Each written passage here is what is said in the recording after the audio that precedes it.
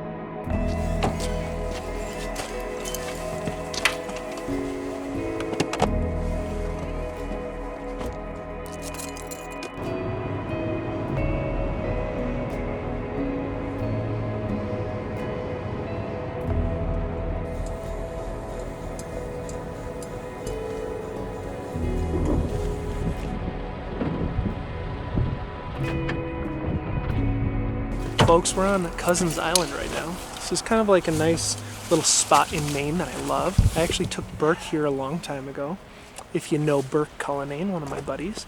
But it's beautifully snowing, just these little flurries. It's super cold, but I was thinking that this is just one of my favorite weekends, just the way that this kind of is coming together. We have Sarah and me, and we're going on a short hike. I also enjoyed going to see the American Classic last night, which is something that I think that I've been lacking, is just that I haven't been doing enough music. Every time I do something with a guitar, pick up a guitar, I always end up getting a lot of really positive feedback and people really want to see that. So I thought, why not kind of just have it all come together this weekend with some rock and roll, a little short hike on a beautiful place, and maybe tell a story or two about some of my guitars and what I've used them for, and if there's any significance, just some fun stuff. So we're out here on Cousins Island and just chilling for a little bit before we go home. Sun's about to go down. It's perfect. So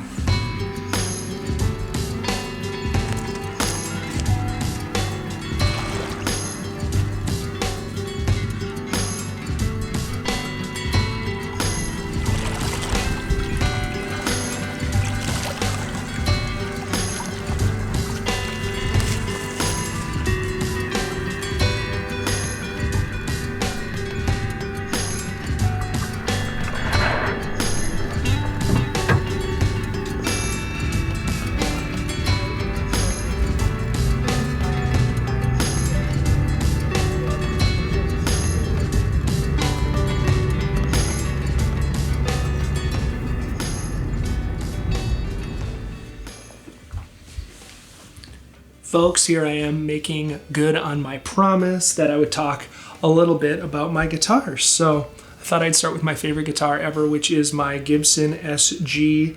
It was made in 2002. I bought it from my friend Mike, who bought it from my friend Tyler. And it's made in Nashville. And every single record that I've ever played guitar on, I've played this guitar in some respect. So I think it has some really kind of unique features that you don't see on guitars, or at least Gibson guitars. I think that these crescent moon inlays are extra cool. I don't think any Gibson guitar has those anymore. I don't think they make these. This is called this faded model. I don't think they make them like this anymore. This is exceptionally well built.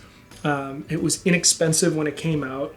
And I remember very specifically buying this to kind of have something that I could transition from studio to stage if I needed to, because in the studio, at least for rock music, Gibson guitars are kind of just a workhorse. If you have one and you bring it to the studio, it's well set up. There's really no argument to not use it if you're comfortable with it. Producers are usually happy as a clam that you would bring one in. So I remember when we got signed and we went to New York City and started recording our album. We were doing this pre-production and kind of figuring out what guitars we were going to use on the album. And we had already set ourselves on using our producer Josh, who had done like Gojira and Lamb of God and a lot of other great bands in the metal world and rock and pop world. He's like jack of all trades when it comes to that kind of stuff. But we had already settled on using Josh's Gibson Les Paul Custom, which is like at least a $3,000 guitar. And I was playing this one through my amp, and he poked his head in, and Josh says, whatever guitar that is the guitar that I want on the record. So I thought that was so cool that my guitar made the cut. It's so acoustically loud for an electric guitar, that's especially one that's like this thin. It's only like 1.5 inches thick, and it's just